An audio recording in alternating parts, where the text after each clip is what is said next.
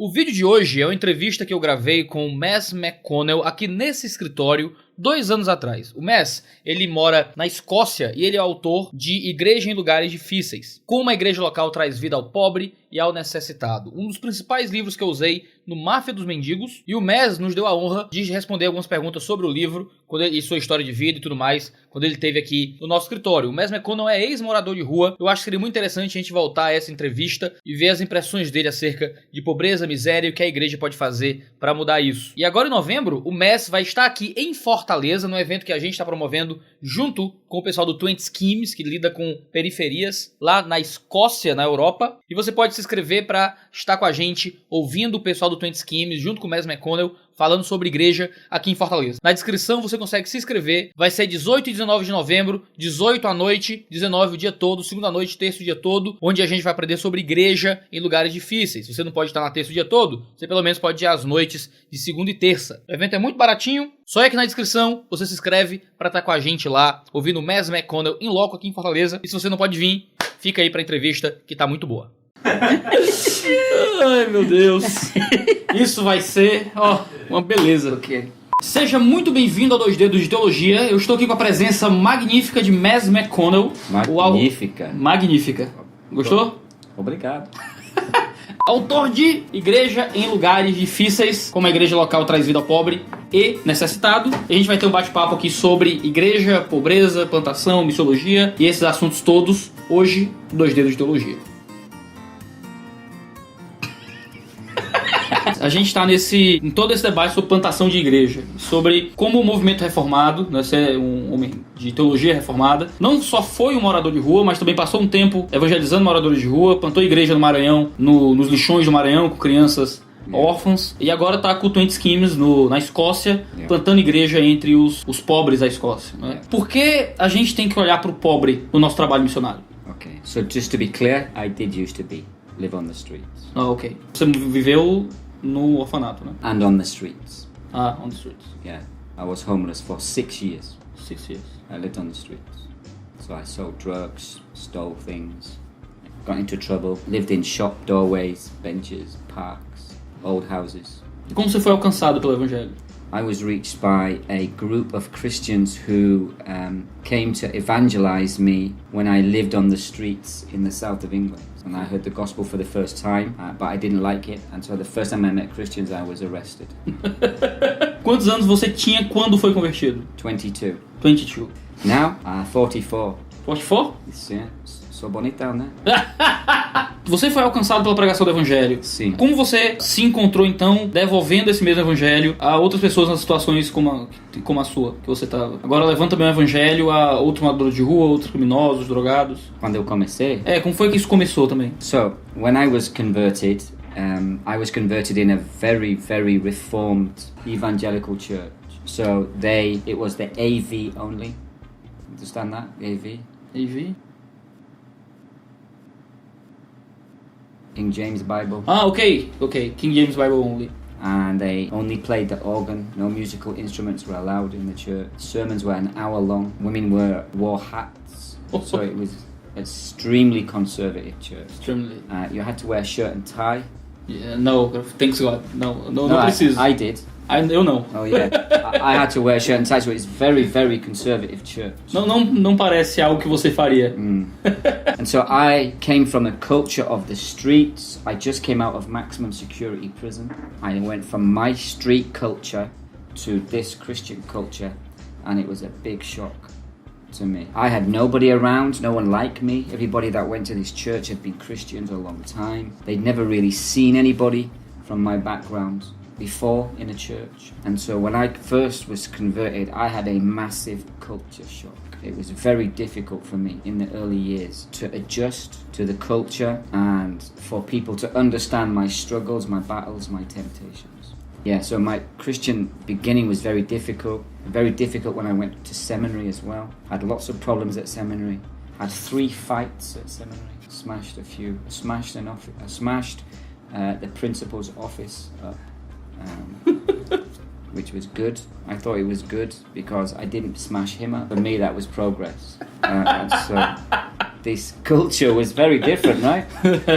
And then when I obviously went on to become a pastor in England, and I came to Brazil to be a missionary, when I began to see boys and girls from the streets get converted in my churches, I made extra effort to make sure that they didn't have to go through the same cultural pressures that I had to go through. Because I was forced to assimilate to middle class English culture, actually which I shouldn't have been forced to do, but I was. And so I'm very concerned that when people are converted from our backgrounds, they come to faith in Jesus Christ, but they don't have to forsake their culture to do so.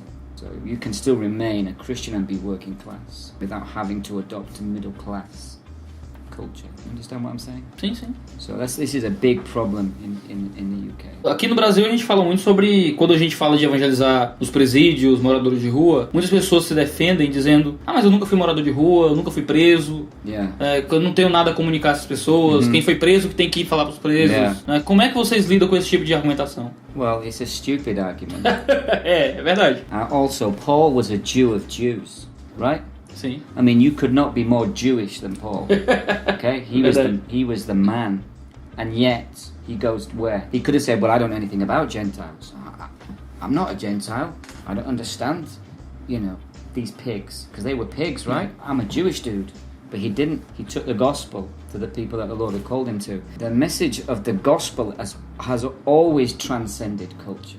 And so, if we take the argument, well, I can only reach people who are like me, we would never have missionaries. No Western missionaries would have come to Brazil with that argument, right? Because they would have said, well, I'm not Brazilian.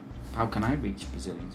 Well, I'm not African. How can I reach Africans? And so we have to be careful with that line of argumentation, because I don't think it's biblical at all. A gente não foi chamado por Deus só para alcançar o semelhante. Exactly. Bem diferente. Exactly. Quando foi que vocês começaram um trabalho como 20 Schemes na Escócia? Okay, so is it 4 years now? 20 Schemes is 4 years old?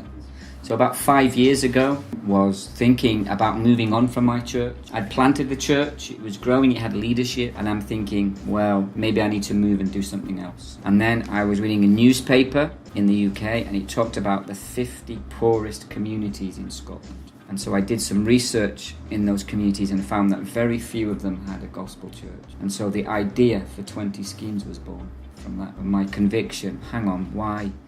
The gospel should be going into the least loved, the people most on the edge and the hardest to reach places. And so we began 20 Schemes. Quais têm sido os desafios para a vida da igreja local de vocês em trabalhar com esse tipo de gente? Porque tira a gente de um conforto, né? Você tá numa igreja muito bonitinha, limpinha, com todo mundo de terninho, gravata, chapéu, vivendo uma vida tranquila, e do nada começa a chegar drogados, traficantes, pessoas perigosas, prostitutas. Isso afeta a vida da igreja. That's why, I mean, in our church we have people who wear shirt and tie. That's what they like. Eles não são expulsos da igreja por... Não. Deveria ser, não? Mas eu não tenho esse poder ainda. But we have guys who work in the city, in banking, guys who've never had a job, guys with all their teeth, guys with no teeth. And so that's the gospel. The gospel brings rich and poor together. So actually, it's fine. There's other struggles. We deal lots with people with mental health issues, lots of people.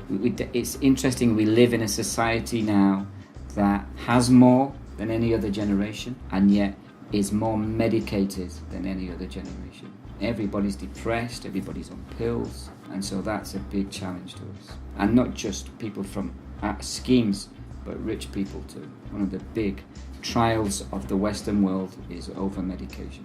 Como é que o seu pastorado é afetado por isso? Tem que lidar com pessoas que são diferentes no processo de pastorado. É muito fácil pastorear pessoas comuns, com pecados socialmente aceitáveis. I would disagree. I think it's harder to pastor people who pretend that they've got everything together. So rich people are good at pretending their lives are perfect. And because they've got money and a nice car and a big house, everybody thinks perfect. Rich people, rich Christians are very good actors, but most of their lives behind the scenes are terrible.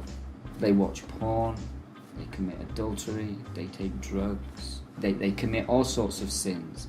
So it's harder for me to pastor somebody like that who thinks that their intellect allows them to get away with living a very superficial Christian life. easy to pastor somebody who comes into my office and says, man, I took loads of drugs last night, slept with a girl and got arrested. That's very easy to deal with because he's out in the open and you can deal with the situation head on. But the man and woman who hides their sin behind their riches, that's much more difficult. E como é que você tem trazido essas pessoas dos esquimas, das comunidades, para a vida da igreja e para a sua própria vida como cristão? Você trouxe aqui pro Brasil o Steve, né? Com você. Yeah. Como é que você tem feito isso? Well, we have a view of discipleship that's all of life. Western discipleship, particularly educated discipleship, has been watered down to this. We tell people the gospel, we bring them to church, the pastor teaches them. Maybe if we have like small groups, you have them here, sim. A house group, they come along to a house group and the prayer meeting, and that's discipleship. But that's not biblical discipleship. So for us, we invite people into our lives, into our homes. We study the Bible with them daily. If they want, depending on their situations, easier for people who are unemployed, people who work, it's more difficult. But we open our entire lives and homes to people. We even have bought homes in our community so people can live and see what it looks like. What does it look like to be a Christian man? What does it look like to be a Christian father or a Christian woman? And so, we don't just teach them the gospel. We do as Paul says in 1 Thessalonians. Paul says, you heard the word, but you also saw how I lived among you. And so we place a great emphasis on spending lots of time with people. But most middle-class Christians, educated Christians and people with money, they would rather give money to the poor than invite them into their home. That's the problem. Sempre que a gente vai discutir sobre questões de pobreza e envolvimento da igreja com o pobre no Brasil, vira um debate político. Vira um debate sobre esquerda, direita, republicano, conservador, progressista. E envolve muito pouco da atuação real da igreja com o pobre. E às vezes, sempre a gente entra naquela briga sobre o que é mais importante. É a ação social, é dar o pão ou pregar o evangelho. E algumas igrejas têm as suas ênfases. Como é que você tem visto essas duas tensões na vida da igreja? There is no tension in the Bible. Is there? I mean, I don't see a tension in the Bible. Here's the issue. The issue is unbelievers need Jesus more than they need bread. Okay? They need the gospel. So I believe people outside of Jesus Christ are going to hell, to suffer forever. That's pretty serious, right? And so they need to hear the good news. Actually, there's a way out of this situation. And that is if you turn from your sin, put your faith and trust in Jesus Christ. That's the first. That's our primary mission. That's the Great Commission, right? Every Christian's called to it.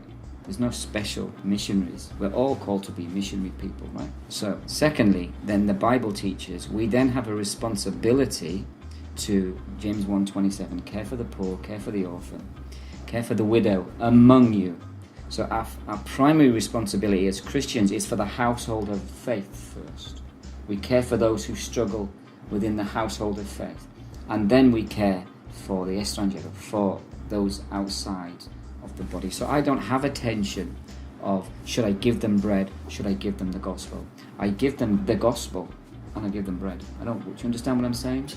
So, I mean, this tension is only felt usually by educated people who don't have very much contact with poor communities. And so it's a philosophical discussion. But for those of us who live in my communities, I'm not looking at my neighbour who's hungry and going, I wonder if I should give him bread. I'm giving him bread. But I'm giving him bread regardless of whether he accepts my gospel message. Do you understand? It's not his bread. Can I give you this? Listen, here's some bread, but you need to know your deepest need is spiritual. And that deep need is Jesus Christ. And regardless of how you respond to that, of course, I'm going to help you if I can. But even in doing that, we have to be careful that we're not helping people when we're hurting. That we're hurting people when we're helping them. Você fala sobre isso no seu livro e você cita o When Help Hurts. Yeah. Às vezes nossa ação social, nossa caridade pode fazer mais mal do que bem. Yes. Como é que você tem visto isso na Europa? We think that Christians often think that they're helping people by giving them handouts, but that's not always the case. I don't know how it is in Brazil, but right now in Europe, mercy ministry is very popular. Missão integral. Mercy ministry is very popular. So rich churches are giving opening soup kitchens, handing out clothes, helping the poor, showing the love of Jesus, they call this. But actually, most of them are causing a lot of damage. They're not helping people.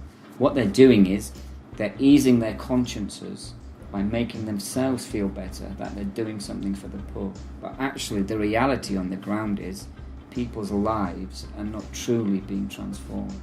And in fact, all they're doing is creating dependency. Que mensagem, então, para finalizar, você daria para os pastores brasileiros e membros de igrejas brasileiras que estão em locais difíceis? Mensagem de consolo, de incentivo, de... So, if you are trying to plant a church in a difficult community, if you are pastoring in a difficult community, I'd encourage you to go to the following website, www.churchinhardplaces.com. That is an international community of ministers, pastors and church planters working in tough communities around the world, China, Africa, North, South America, who it's a network where we look to see how can we encourage one another with resources, how can we encourage one another with training, how can we encourage one another with stories about how we do ministry in our different contexts. And so if you're interested in finding more about that, go to the website. I would say right now that the biggest gift needed for the church in our communities is perseverance. It is a long, hard fight.